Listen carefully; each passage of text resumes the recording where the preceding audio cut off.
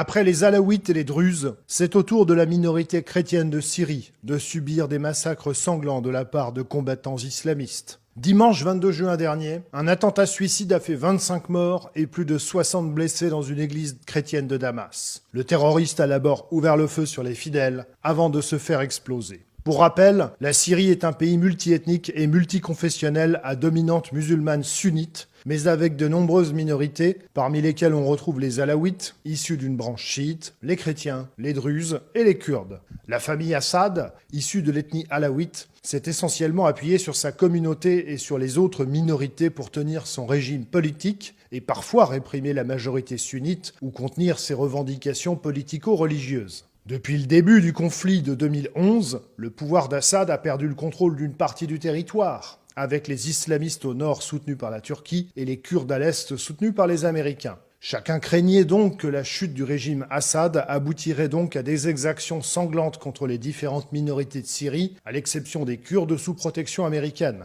Et c'est ce qui s'est rapidement produit, avec des raids contre les régions alaouites en mars, à laquelle des dirigeants du régime ont été associés. Cela s'est poursuivi en mai, avec de violents affrontements avec la communauté druze. Et fin juin est donc venu le tour des chrétiens.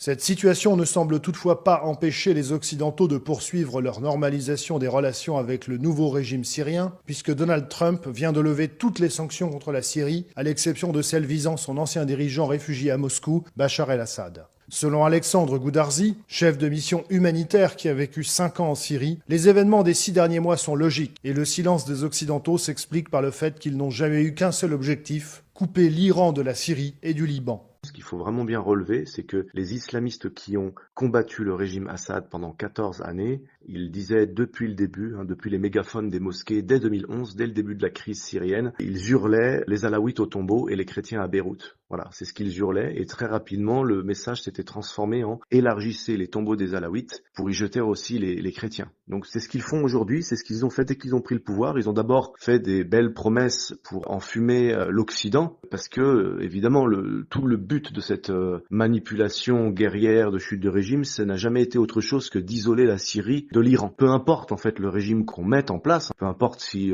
les populations sur place souffrent, le but est d'isoler tout simplement l'Iran du Liban, et donc le maillon par lequel passait l'Iran pour mettre une pression sur Israël. Donc aujourd'hui, on a fait le travail, et il fallait effectivement rassurer l'opinion publique, le respect des minorités, la protection, mais tout ça n'a pas tenu, puisque très rapidement, on a vu que les Alaouites ont été massacrés, et ensuite, quand le cas alaouite a été partiellement réglé, ou en tout cas quand le processus d'extermination était en cours, on est très vite passé à une autre minorité, la minorité druze. Et les chrétiens savaient, les chrétiens disaient